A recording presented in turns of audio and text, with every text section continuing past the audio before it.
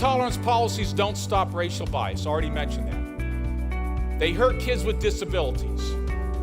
The research is out there. It doesn't make schools orderly or safe. That is a myth. It doesn't work. Ladies and gentlemen, I guarantee you there is a social psychological principle that for every 10 kids you remove, there will be 10 more waiting in the wings to replace them. I know I was one of them. I'm enjoying the conference, a lot of information, and I will have a lot of information to go back and take to my staff to try to identify some of the wounded students and help those students in need.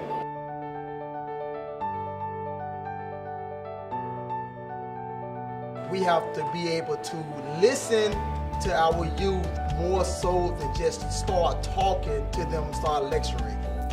And I talked to my staff and I said, I think we got kids beyond at risk at this alternative school. And, I think we got kids, and we'll call them wounded kids, dealing with trauma and abuse and neglect. And I said, what do you guys think about this? Now I had Joe, who was a retired military Marine sergeant, was on my staff. And Joe stood up and Joe said this. He said, I like that. He said, here's why. Where's my military people in here? Where's my military people? Okay. They can help me with this. This is what Joe said. He said, I like that because he said, you're allowing me to be a good warrior again. You're allowing me to be a good soldier again.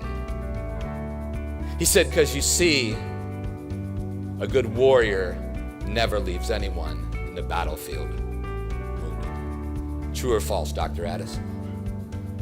True or false, military friends? True. He said, but I'm going to teach you something about battle that you don't know, old Doc Hendershot. That you're asking us to go get kids we've lost. And in battle, some of them may say, leave us here to die. But a responsible soldier, a responsible warrior, does what, Dr. Addis? Get him anyway. Isn't that a beautiful concept?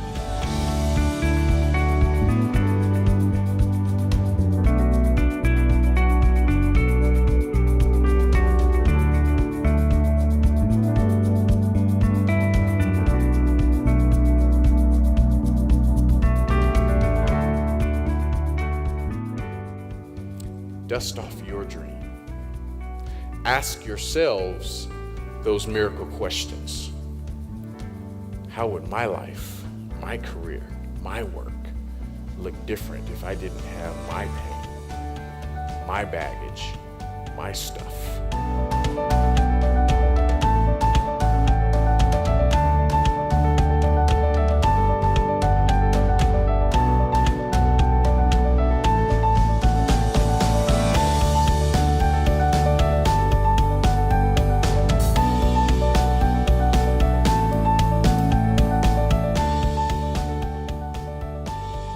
If you haven't been to these conferences and you've been passing them by, you're missing out, because these are some of the best conferences that I've been to in 20 years of education. A real teacher teaches the child that was like Victor Woods, that had all kinds of potential, that was all over the room, but had the capacity to learn, but needed some extra attention.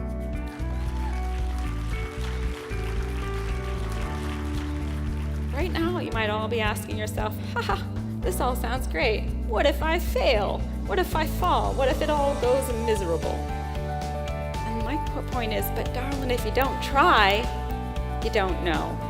And you just keep on doing the same thing you're doing.